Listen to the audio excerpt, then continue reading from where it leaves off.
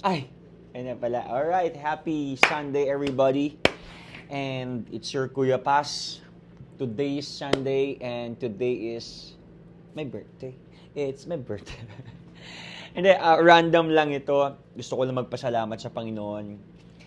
I just want to share how grateful ako sa buhay ko ngayon at sa mga kaibigan ko at sa mga ministers na nakakasama ko. Of course, to my parents, kay Bishop at saka kay Doktora. Uh, Today is May 5, 5-5, right? Yun yung sobrang gracious ng Panginoon sa buhay ko kasi by the way, number 5 is the number of grace, and then May is 5, and then yung date is 5 din, kaya double grace siya, kaya lagi kong abang tuwing natatandaan ko yun at tuwing naalala ko yun, grabe ang biyaya sa akin ng Panginoon. Sabi ko sa mga youth natin, ako yung pinaka matindi at pinaka maraming grace na tanggap sa inyo. Makulit ako before. Kaya pala May 5, 5-5, alright? The double portion or 5 times bless ako, alright? Hindi nagkataon yun. I believe there's a reason behind that numbers. And also, I'm sad to say, 33 years old na po ako. Kahit na pagbaligtarin mo siya, kasi nung nakaraan, 32, pag binagbaligtad mo, pwede mo siyang dayain na 23. Ngayon, hindi mo na pwedeng dayain 33. Pag pinagbaligtad mo, 33 pa din. But 33 is very prophetic. 33 is the number of completeness and perfection. Kasi sa Bible po, Trinity, di ba? Trinity, they're three God. There's one God in three distinct persons: the Father, Son, and the Spirit. That's why I think 33 is very prophetic. This year is a very prophetic year for me. And also, kung titignan niyo po ang Bible, 33 is also the time na si Jesus po ay nag-ascend sa heaven. Of course, hindi pa ako kunin ni Lord. No? I rebuke that. Lord, gamitin niyo pa po ako sa mas malawak ninyong kaharian. But 33 is the time where, Jesus died and resurrected, and then He ascended to heaven. At nung sinabi niya, go and make disciples to all nations, 33 siya na 33 and a half, and then He ascended sa heaven na But after He ascended, doon lumawak yung Kristyanismo. After 10 days, yung pong Pentecost tinatawag, kasi 3 days, nabuhay siya, after 3 days, nabuhay si Lord, then 40 days, nagstay siya sa lupa, He ascended, and then 10 days Pentecost, and then bang, sumabog ang Kristyanismo. So, very prophetic because I believe and I'm claiming that this year for me is a year of God's fruitfulness, especially po sa ministry. Hindi sa akin. I'm not longing to be, to be a millionaire. Kaya pag pinag-uusapan namin nila, mommy, daddy, about ganito, okay, sige, kung anong will ni Lord, may will si Lord, may plano ang Panginoon sa akin. Pero ako talaga, what I want is to be part of God's kingdom. Every day. Kaya, I always pray and I always seek the Lord day and night. Lately, yun pong ginagawa ko ngayon. Babasa lang ng Bible at magpe-pray lang ako. Wala akong ibang pinagkakaabalahan. Iniwasan ko na rin yung pag-Netflix. Nanonood pa rin naman. Hindi naman ako magpapaka-plastic, diba? But I believe, and my prayer is, Lord, this... by the way, itong podcast na to ay wala naman tayong topic, random lang ito. Gusto ko lang mag-reflect kung gaano kabuti si Lord sa akin. For the past 33 years, grabe ang Panginoon po sa buhay ko. I started entering in the ministry nung 24 ako. Yeah, 24. 2016. 2015, yeah. 2015, and then up to date. Praise God, ginagamit po ko ng Panginoon. So, parang ilang years na ako. 2015, that's 5 plus 4, 9 years. Wow, 9 years in the ministry, 9 years of God's faithfulness that He uses me. He used me and He uses me and He will use me. And I'm praying na mas gamitin pa po ako ng Panginoon sa church, sa community, sa campuses, sa clans, in every area, especially sa mission field, no? So that is what I'm praying for. So please pray for me with all my heart. I wanted, I'm doing this because I want this podcast, the ministry, kasi alam ko dito po ako tinawag ng Panginoon, na some of you here are being inspired, di ba? Of course, i-focus natin yung eyes natin sa Panginoon. Huwag pong nakafocus sa akin or sa mga pastors and leaders natin.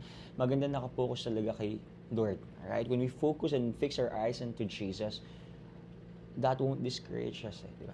Pag nakafocus kayo kay Jomel, sa mga leaders natin, hindi ko naman sinasabing huwag natin silang i-honor. You have to honor them. Give double honor, sabi nga sa Timothy. Pero, sinasabi ko dito, nakafix lang kay Lord. Kasi when we fix our eyes unto Him, given na you're going to honor your leaders and your pastors and even the people around you. So, I believe to all the people who have ministries na pinagkaloob sa inyo ng Panginoon, focus on to Jesus. Kasi yun po talaga yung pinapanalangin ko as of the moment. This is really my prayer is, every day magkaroon ng love and joy sa buhay ko. Kasi ang hirap nung ginagawa mo isang bagay na hindi ka na masaya. Isang bagay na pagod ka na, burnt out ka na. And I don't want to exceed my doing dun po sa being ko. Kasi when you exceed doon sa yung doing mo sa being mo, man, mababurnout ko. And I don't want to experience that. I don't want to experience any sadness, any remorse and regrets. What I want to experience this year is yung masaya ka lang nagsiserve ba. Kaya, please, to all the people who are watching this, pray for me. I'm humbling my heart before you and of course sa Panginoon. I know the Lord intercedes us, Romans 8. But also, I need your prayers. People who support this, I appreciate you. But please, pray for me. Alright? I honor your prayers. I honor your lives, and sana po ay magpaalakasan po tayong lahat. And yun, kasi kanina nag-preach po ako kanina sa 7 a.m. sa general service namin, and 9 a.m. it went well. So tuwang-tuwa po yung mga members natin doon, and I would like to say thank you po for honoring my leadership. Thank you so much po for honoring the work of the Lord in my life. Gusto kong sabihin sa inyo po, grace po ng Lord yun. At wala akong pwedeng ipagmalaki kasi natanggap ko lang naman yung biyaya. Natanggap ko lang naman yung binigay sa akin ng Panginoon na kaligtasan, kapatawaran, the calling, and the journey, the Christian journey. So, yun, I would like to say thank you po sa whole church congregation ng Bethany Church International Philippines. Of course, sa pangunguna po ng ating bishop, si Dad Zaldi A. Gomez. Ang laki pong factor na naniwala po sa akin yung tatay ko. Despite challenges and circumstances and alam niyo po yun, daming mga prinotektas, daming mga ininvest sa akin ng tatay ko spiritually, financially, emotionally, relationally, physically, everything. So I would like to honor my dad for believing in my leadership. I would like to honor my dad in doon po sa part na he gave me chance. Hindi po siya sumuko sa akin. Of course, I would like to say thank you sa aking mommy. Talagang financially supportive po yan. Talagang mga luho ko, sapatos, damit, di ba? One of my defenders, talagang pag may nangaaway sa akin, So, without her, wala po ako dito ngayon. God's grace. I'm here because of her, by God's grace. And of course, I would like to honor my utol, Doc Josh. He's one of my biggest supporters right now, especially sa ministry. Kapag may, Kuya, sabihin mo lang. Akong bahala dyan. Kuya, sabihin mo lang. And of course, I would like to say thank you po sa BOT ng Bethany Church International Philippines. Teacher Tony, thank you so much for believing in my leadership, in my kakayahan, in my ability. At isa po kayo sa naging parte ng buhay ko. I honor you as my second tatay po. So, thank you so much. And of course, I would like to say thank you sa mga coaches po. Hindi ko na sila iisa-isahin, pero sobrang blessed po ako sa mga coaches natin. Yung mga coaches po, ito po yung mga mini-mentor ko. Sila po ay 24 na coaches na nag-supervise na nag-oversee ng... Sila po lahat ay volunteers, alright? Sila po yung nidi-disciple ko at ini-empower natin to do the weekly operations. So, thank you so much. Sabi ko nga sa kanila guys, alam nyo, ang isa sa mga blessings ng Panginoon na binigay niya sa akin is not in a form of pera, in a form of possession or lupa or whatever. But I think one of the greatest blessings of the Lord na binigay sa akin is you. Every time I look at you guys, nagpapasalamat ako sa Panginoon because you're very supportive, you defend me, you protect me, you pray for me, you love me. Yung mga gifts na binibigay nyo, dami nga pong mga gifts dito kanina, nag-aabot ng mga kung ano-ano, tumataba na nga ako minsan, anong pinapakain nyo sa akin. I really honor you. So, thank you so much. Especially kay Kuya Gerald, very supportive. Kay Glenn, kay Ate Angie, kay Ma'am Pao, kila Ma'am Sheila, kay Carla, kanina pa ba? Joshua, of course, and of course, my beloved Ate Kina. Thank you so much for supporting me and joining me in this ministry. Marami pa tayong pagsasamahan soon. And of course, I would like to honor my daughter na sobrang love na love ko. Yes, I have daughter po. At si Jamir.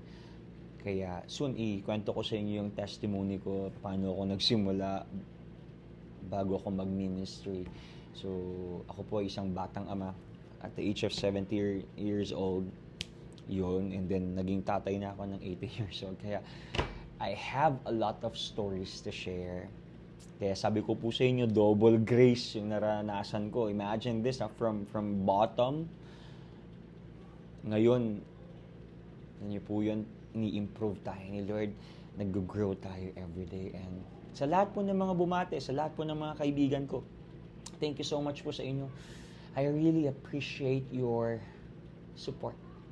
At sa mga hindi po ako bet, okay? At sa mga hindi po ako feel, kasi medyo, yung demeanor ko medyo maangas. Gusto ko pong sabihin sa inyo, love ko po kayo. At ako po, style ko lang po yun. Kapag medyo yung naangasan kayo sa lakad ko, humble po ako. At sana po magkakilanlan tayo kasi hindi natin malalaman ng puso ng bawat isa hanggat hindi tayo nag-uusap. Yun, and I want to read a verse po na preach ko kanina in Philippians chapter 4 verse 48. Sabi dito, always be full of joy in the Lord. That is one of my prayers lately. Lord, please, whatever I do, I want joy. Preach, joy. Pray, joy. Coach people, joy. Serve you, joy. Mission trip, joy. Campus, joy. Loving other people, joy. Kasi pwede kang mag-coach at pwede kang magmahal, kuno, nang hindi ka masaya at nauubos ka eh. Sabi pa dito, I say it again, rejoice. So, double joy. 5-5, di ba? Double joy. I say it again, rejoice. Verse 5, let everyone see that you are considerate in all you do. And remember, the Lord is coming soon. Don't worry about anything. Ooh, yes, ayoko pong maging toxic yung mind ko. Ayoko pong may kaaway. Ayoko pong may kagalit. Kasi bakit? Really, that makes me anxious eh. For sure, kayo din po. Kaya sa mga makakapanood po nito, huwag na po tayong magkagalit or huwag na po tayong magtampuhan. Di ba po?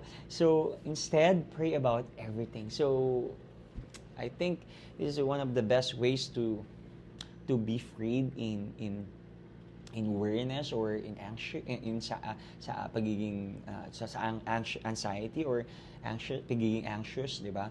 And also sabi dito, tell God what you need, right? And thank Him for all He has done. Kanina po paggising ko, wow, I thank the Lord. Lord, thank you for 33 years and 6 hours.